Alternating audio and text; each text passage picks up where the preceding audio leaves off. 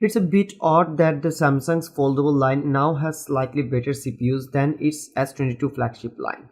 But such is the world of silicon and smartphone timing.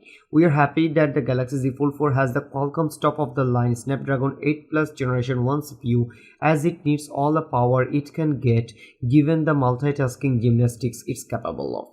Geekbench 5 benchmarks bear out the new CPU's somewhat snappier performance compared to the 8th generation one. It's not a huge difference, but it feels to us that the phone's ability to edit 8K 60 FPS video at once in Adobe Premiere Rush speaks to that kick, and it doesn't hurt that the Samsung has backed up the chip with 12 GB of RAM. The raw numbers still don't beat Apple's A15 Bionic, but that's immaterial. There's more than enough power on tap here for all your cover and main screen tests. Samsung does an excellent job of integrating its key One UI feature and apps into full experience, while still keeping this out of the way of the stock Android Google apps you really want. But we are particularly impressed with the effortless hand off between the cover screen and the main flexible display. The phone swaps screens instantly, so you can move the same app between the main and cover displays without waiting for it to reload. It can work like a normal phone with the cover screen, a tablet with the main screen, or something in between if you fold the screen to a 90-degree angle. The Galaxy Z Fold 4 knows if it's bent at a 90-degree angle, and if you are in an app like Word, puts the split keyboard on the bottom half of the display. It's not a perfect experience since the tapping in the crease is best avoided, but it works. It's not unlike using a very small Android laptop. The app dock not only lets you drag and drop apps and keep ones you use often in the dock, but it can remember app groups and let you instantly access and reopen them with a tap. Very smart. The Galaxy Z Fold 4 supports Samsung's S Pen, but not just any S Pen.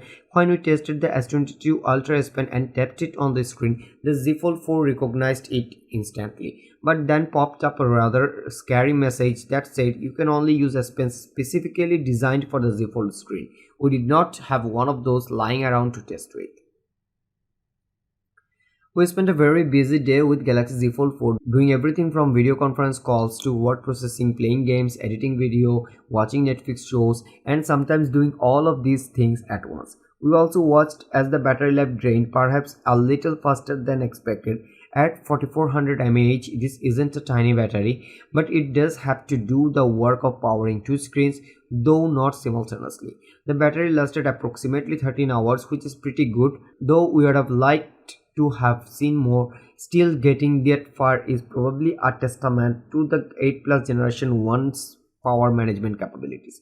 The phone supports fast, wired and wireless charging, and at one point we added back 30% of power in just 15 minutes using a Samsung 65-watt grand charger, which is not included.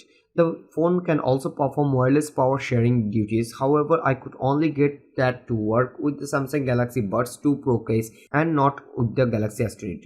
Let's not forget that this is a 5G phone. Our model was running on T-Mobile's network in the US, which has the pretty good 5G coverage, but the speed was as you would expect all over the map.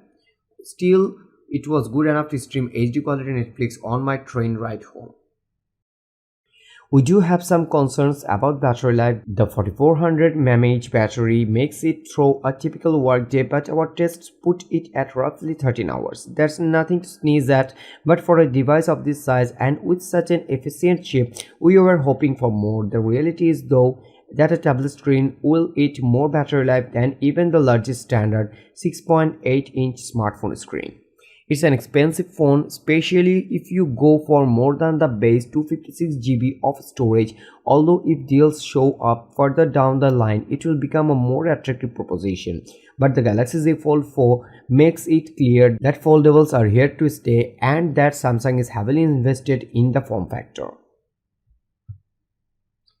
Samsung unveiled the Galaxy Z Fold 4 during its August 10 Unpacked event, where it also introduced its other foldable update, the Samsung Galaxy Z Flip 4, along with the Galaxy Watch 5 and Watch 5 Pro and the Galaxy Buds 2 Pro.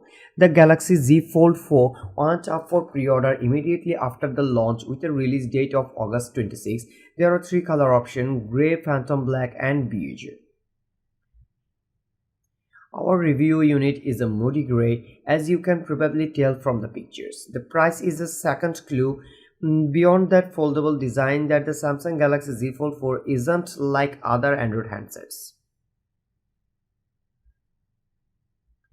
The starting price of $1,799 puts it out of reach for most smartphone buyers. Even Apple's top-of-the-line iPhone 13 Pro Max starts at a more approachable $1,099, but that phone only has one screen and can't transform into a tablet.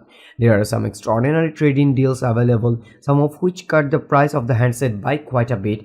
Our advice is don't dismiss the Galaxy Z Fold 4 out of the hand because of the price. First, figure out if it's the right phone for you, then weigh your deal options.